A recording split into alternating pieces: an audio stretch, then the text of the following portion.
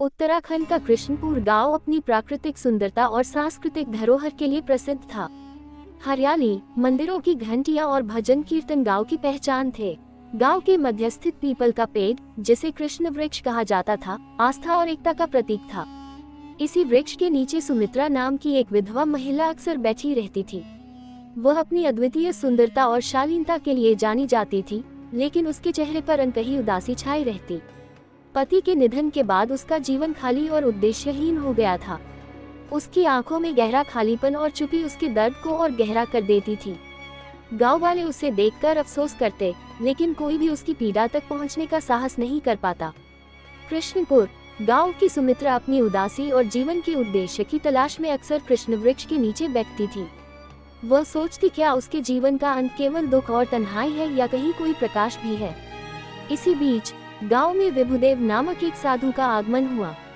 उनके तेजस्वी व्यक्तित्व और गहन आंखों ने सभी को आकर्षित किया। वे कम बोलते पर उनके शब्द भीतर तक झकझोर देते। साधु ने अपने उपदेशों में कहा, हर आत्मा में दिव्यता है। जीवन केवल भौतिक सुखों के लिए नहीं, बल्कि आत्मा की पवित्रता को समझकर ईश्वर से जुड़ने का अवसर है। उनके विचारों ने गांव में आध्यात्मिक जागृति ला दी। विभुदेव के उपदेश सरल और गहरे थे।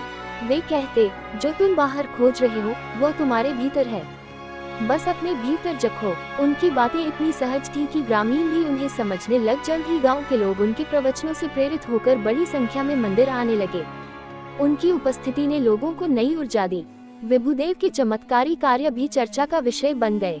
किसी को उनके स्पर्श से राहत मिलती, तो किसी का खोया आत्मविश्वास लौटा था। सुमित्रा, जो अपने खालीपन और सवालों से जूझ रही थी, भी उनके पास गई। साधु की शिक्षाओं ने उसके भीतर शांति और नई आशा का संचार किया। उनके शब्द उसके हृदय को गहराई तक छूते थे। उनके विचारों में जीवन के रहस्यों और आत्मा की दिव्यता का ऐसा चित्रण था, जो सुमित्रा के भीतर नई उम्मीद जगाने लगा। एक दिन जब सुमित्रा ने साहस करके साधु महाराज से व्यक्तिगत रूप से मिलने का निर्णय किया, तो उनके सामने जाकर उसने अपने मन की उलझने और दुख साझा किए। उसकी आंखों में आंसू थे और उसकी आवाज में दर्द। साधु महाराज ने उसे, धैर्य सोई हुई है, तुम्हें अपने भीतर झांकने और अपनी आत्मा को पहचानने की आवश्यकता है। जब तुम स्वयं को जान लोगी, तब तुम्हारे सारे प्रश्न अपने आप समाप्त हो जाएंगे।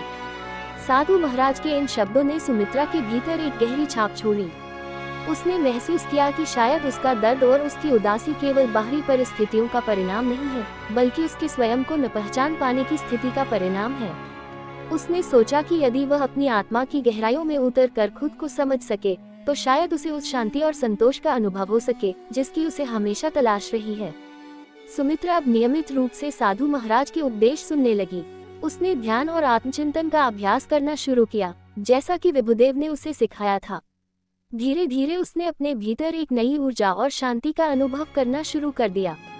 उसे लगा कि वह अपने दर्द और खालीपन से मुक्ति की ओर बढ़ रही है।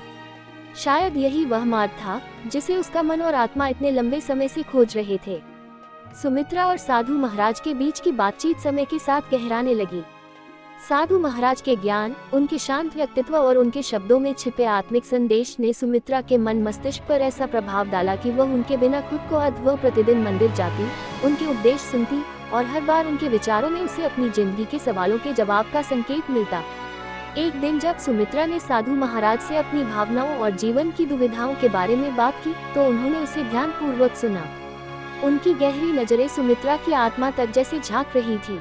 साधु महाराज ने एक शांत लेकिन प्रभावशाली स्वर में कहा, तुम्हारी सुंदरता केवल तुम्हारे चेहरे तक सीमित नहीं है, तुम्हारी आत्मा भी उतनी ही अद्वितीय और दिव्य है।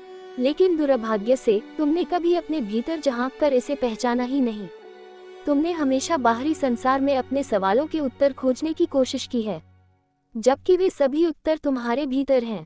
अगर तुम मेरी शरण में आओगी और मेरी बातों को अपने जीवन का हिस्सा बनाओगी, तो तुम्हें अपने जीवन का उद्देश्य मिल जाएगा। सुमित्रा इन शब्दों से बहुत प्रभावित हुई। उसने महसूस किया कि साधु महाराज की बातें न केवल उसे प्रेरित कर रही थी, बल्कि उसके अंदर सोई हुई उम्मीदों और सपनों को भी फिर से जगाने लगी थी। वह उनकी शिक्षाओं और उनकी उपस्थिति में खुद को अधिक शांत और संतुलित महसूस करने लगी। धीरे धीरे साधु महाराज और सुमित्रा के बीच का रिश्ता आध्यात्मिक चर्चा से आगे बढ़कर एक व्यक्तिगत स्तर तक पहुंचने लगा।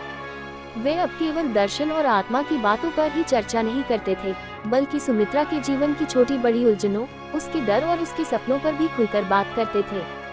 सुमित्रा को ऐसा लगता था जैसे विभुदेव न केवल उसके मार्गदर्शक थे, बल्कि उसके जीवन के उन हिस्सों को भी समझने लगे थे जिन्हें वह खुद भी ठीक से नहीं समझ पाई थी। उनकी मुलाकातें अब केवल साधारण चर्चाओं तक सीमित नहीं रहीं, बल्कि उनमें एक गहरी जुड़ाव और भावनात्मक पहलू भी जुड़ने लगा। सुमित्रा के जीवन में साधु महाराज का स्थान अब एक गुरु से अधिक हो चुका था और वह उनकी उपस्थिति में अपने अस्तित्व को सार्थक महसूस करने लगी थी। कुछ लोगों ने इसे साधु महाराज की दिव्यता और उनके उपदेशों की शक्ति का परिणाम माना, तो कुछ ने इसे संदेह और आलोचना की दृष्टि से देखना शुरू कर दिया। गांव में फुसफुसाहटें बढ़ने लगी और लोग अपने अपने ढंग से इस संबंध की व्याख्या करने लगे। एक दिन गांव के एक युवक ने साधु महाराज और सुमित्रा को मंदिर के एकांत कोने में गहरी बातचीत करते हुए देख लिया। वह इस दृश्य और उसने तुरंत यह बात गांव के अन्य लोगों को बता दी। युवक ने इस घटना को बड़ा चढ़ाकर पेश किया, जिससे लोगों के बीच ही चर्चा और तेजी से फैलने लगी। धीरे धीरे यह बात पूरे गांव में आग की तरह फैल गई। जहां कुछ लोग साधु महाराज और सुमित्रा के इस रिश्ते को पवित्र मान रहे थे, वहीं कई लोग इसे गलत दृष्टि से देखने लगे। इन चर्चाओं ने गांव के माहौल को अशांत कर दिया। इस स्थिति को देखते हुए गांव के बुजुर्गों ने मामले की गंभीरता को समझा और निर्णय लिया कि इसे सुलझाने के लिए पंचायत बुलाई जाए। पंचायत का उद्देश्य था कि दोनों पक्षों की बात सुनी जाए और इस बात का फैसला किया जाए कि जो कुछ भी हो रहा है वह सही है या नहीं। पंचायत के लिए गांव के सभी प्रमुख लोग इकट्ठा हुए। साधु महाराज और सुमित्रा दोनों को बुलाया गया ताकि वे अपने संबंध और बढ़ती चर्चाओं पर अपनी सफाई दे सकें। गांव के लोग बेचैनी और उत्सुकता से इस पंचायत का इंतजार कर रहे थे, क्योंकि यह मामला अब केवल साधु और सुमित्रा तक सीमित नहीं था, बल्कि गांव के सामूहिक विश्वास और परंपराओं से भी जुड़ चुका था। पंचायत के समक्ष जब सुमित्रा से सवाल किया गया, तो वह खुद को और अपने दिल की पीड़ा को छिपा न सकी। उसका दिल भारी था और उसकी आंखों में आंसू थे। उसने कमजोर स्वर में स्वीकार किया कि वह साधु महाराज की बातों में फंस गई थी। वह ये भी बोली कि साधु महाराज की शिक्षाओं और उनके शब्दों ने उसे आंतरिक शांति का अनुभव कराया था, लेकिन धीरे धीरे वह अपने रास्ते से भटक गई। सुमित्रा ने कहा, मैंने सोचा था कि मैं आत्मा की गहराइयों में उतरकर अपने जीवन को सम, लेकिन अब महसूस हो रहा है कि मैंने अपनी आस्था को गलत दिशा में लगाया। उसकी आवाज में पछतावा था और यह साफ था कि उसे खुद पर भी गुस्सा था कि वह इन झूठे भ्रमों में फंस गई। साधु महाराज ने उसे जवाब दिया, लेकिन उनका स्वर शांत और गंभीर था। उन्होंने अपने आप को निर्दोष बताते हुए कहा, मैंने केवल सुमित्रा को आध्यात्मिक ज्ञान देने की कोशिश की थी, मैंने उसे कभी गलत रास्ता दिखाने का प्रयास नहीं किया। उन्होंने ये भी कहा कि उनकी शिक्षाएं केवल आत्मज्ञान और आंतरिक शांति की दिशा में थी और वो कभी भी किसी को अपने निजी संबंधों में उलझाने का इरादा नहीं रखते थे। लेकिन उनके शब्दों में भी कुछ ऐसा था जिससे गांव के लोग कुछ लोग साधु महाराज को दोषी मानते थे, क्योंकि उनके द्वारा दी गई आध्यात्मिक शिक्षाओं का असर सुमित्रा पर गहरा पड़ा था और वह उनकी उपस्थिति में कुछ अधिक जुड़ी हुई लगने लगी थी। वे यह मानते थे कि साधु महाराज ने अपनी शक्तियों का गलत इस्तेमाल किया। वहीं कुछ लोग सुमित्रा को दोषी मानते थे, क्योंकि उन्होंने साधु महाराज की बातों को बिना समझे गहरे रूप से अपने जीवन में उतार लिया था। गांव के बुजुर्गों और अन्य पंचायत के सदस्य एक लंबे विचार विमर्श के बाद इस नतीजे पर पहुंचे कि इस मामले का सबसे अच्छा हल यही होगा कि साधु महाराज को गांव छोड़ने का आदेश दिया जाए।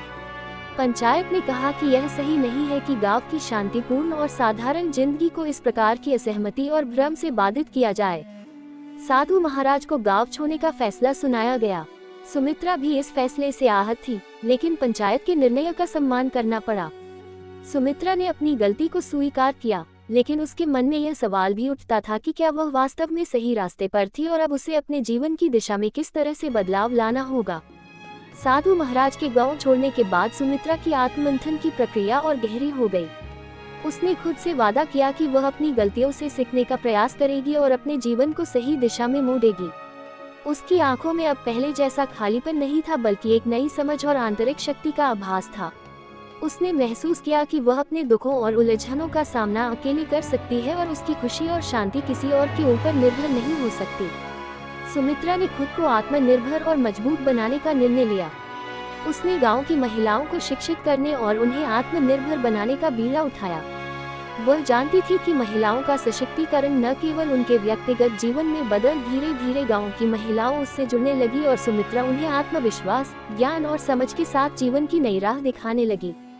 वह समझ चुकी थी कि बाहरी आकर्षण और दूसरों की राय से परे असली ताकत अपने भीतर की शक्ति को पहचानने में है। पहले वह दूसरों की बातों और आस्थाओं के प्रभाव में आकर अपना रास्ता खो बैठी थी, लेकिन अब वह अपने अनुभवों से सीखी हुई वह शक्ति पहचान चुकी थी जो उसे अपने भीतर से मिली थी। सुमित्रा ने यह समझा कि आत्म साक्षात्कार और आत्मविश्वास से बड़ी कोई शक्ति नहीं हो सकती, और जब एक व्यक्ति अपने भीतर के सत्य को पहचान लेता है तो उसकी जिंदगी की दिशा स्वतः ही बदल जाती है। अब सुमित्रा के जीवन में उद्देश्य था और वह अपने अनुभवों को साझा करने के लिए तत्पर थी। उसकी यात्रा केवल अपने जीवन के सवालों के जवाब तक सीमित नहीं थी, बल्कि वह अब दूसरों के जीवन में भी बदलाव लाने का एक सशक्त माध्यम थी। कृष्णपुर गांव में साधु महाराज और सुमित्रा के बीच हुई घटना ने गांव वासियों को गहरे प्रभाव में डाला। इस घटना ने उन्हें ये समझने का अवसर दिया कि अंधश्रद्धा और विश्वास के बीच एक महीन रेखा होती है, जिसे पहचानना और समझना अत्यंत आवश्यक है। गांव के लोग यह महसूस करने लगे कि कभी-कभी अपनी आस्था और विश्वास में संतुलन बनाए रखना मुश्किल हो सकता है, और यह जरूरी है कि किसी भी विश्वास या व्यक्ति को बिना सही समझ और विचार के स्वीकार न किया जाए। इस घटना ने उन्हें ये भी सिखाया कि किसी भी धार्मिक या आध्यात्मिक मार्गदर्शक को बिना सही दृष्टिकोण के स्वीकार करना, उनके शब्दों के प्रभाव में आकर खुद को खो देना, कभी कभी गलत दिशा में ले जा सकता है। अब कृष्णपुर के लोग अधिक सतर्क हो गए थे और उन्होंने ये निश्चय किया कि वे अपने निर्णयों में ज्यादा सोच विचार करेंगे, ताकि किसी भी परिस्थिति में न्यायप्रिय और समझदारी से काम लिया जा सके। सुमित्रा की यात्रा भी इस बदलाव का महत्वपूर्ण हिस्सा बन चुकी थी। पहले वह केवल एक विधवा थी, जिसे अपनी शोकपूर्ण परिस्थितियों और जीवन की उलझनों से जूझते हुए अकेलेपन का सामना करना पड़ा था। लेकिन इस घटना के बाद सुमित्रा ने न केवल अपनी आत्मा की गहरी समझ पाई, बल्कि उसने अपने अनुभवों से कुछ ऐसा सीखा जो पूरे गांव के लिए प्रेरणा का स्रोत बन गया। वह अब केवल एक विधवा नहीं रही, बल्कि एक ऐसे व्यक्ति के रूप में उभरी जिसने अपने भीतर की ताकत को पहचाना और अपने जीवन के दुखों से ऊपर उठते हुए दूसरों के जीवन को भी सुधारने की दिशा में कदम बढ़ाया। वह अब गांव की महिलाओं के लिए एक आदर्श बन चुकी थी।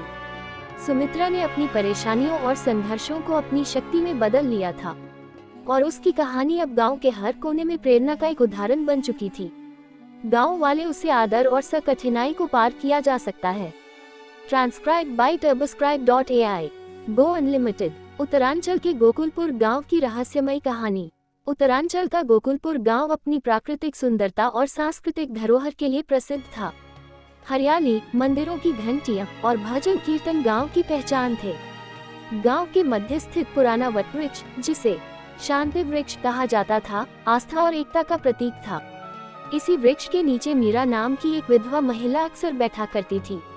उसके चेहरे पर एक गहरी उदासी और रहस्यमय खामोशी रहती, जिसे कोई समझ नहीं पाता था। पति के निधन के बाद वह एकांत में रहने लगी थी, लेकिन उसकी आंखों में छुपी बेचैनी कुछ और ही कहानी कहती थी। मीरा अक्सर शांति वृक्ष के नीचे बैठकर घंटों कुछ सोचती रहती। गांव वाले उसे देखकर हैरान होते, लेकिन कोई उसकी खामोशी का राज नहीं जान सका। एक दिन गांव में विवेकानंद नामक एक साधु का आगमन हुआ।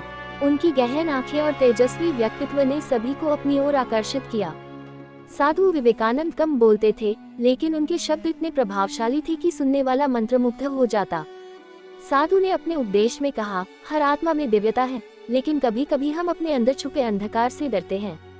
अगर उस अंधकार को समझ लो तो तुम्हें अपना सच्चा प्रकाश दिखेगा। उनकी बातें गहरी थीं, लेकिन उनमें कुछ ऐसा था जो हर किसी को बेचैन कर देता। मीरा साधु विवेकानंद के पास गई। उसने पहली बार उनके सामने अपने जीवन का दुख और पीड़ा साझा की।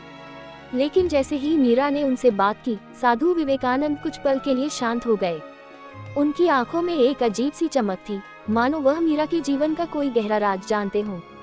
उन्होंने केवल इतना कहा, जो तुम खोज रही हो वह तुम्हारे बहुत करीब है, लेकिन तुम्हें इसे समझने के लिए अपने डर का सामना करना होगा। मीरा उनकी इस बात को समझ नहीं पाई, लेकिन उनके शब्दों ने उसे भीतर तक झकझोर दिया। उसने धीरे धीरे उनके उपदेशों में जाना शुरू कर दिया। साधु के साथ उसकी मुलाकातें बढ़ने लगीं। हर बार जब वह उनसे मिलती तो वह उसकी ओर गहरी नजरों से देखते और कहते, तुम्हारे सवालों के जवाब तुम्हारे अतीत में छुपे हैं, उस अतीत को समझो। मीरा को अब अपने अतीत के बारे में अजीब अजीब से सपने आने लगे। सपनों में वह अक्सर अपने पति को देखती, जो उसे किसी गहरे रहस्य की ओर इशारा कर रहे थे। वह सपनों में सुनती, सच को खोजो मीरा, सच तुम्हारे आसपास है। गांव में अब लोग चर्चा करने लगे थे कि मीरा का व्यवहार पहले जैसा नहीं रहा। उसकी आंखों में भय और उत्सुकता का मिश्रण था। साधु विवेकानंद से उसकी बढ़ती नजदीकियों पर भी लोगों ने सवाल उठाने शुरू कर दिए। एक दिन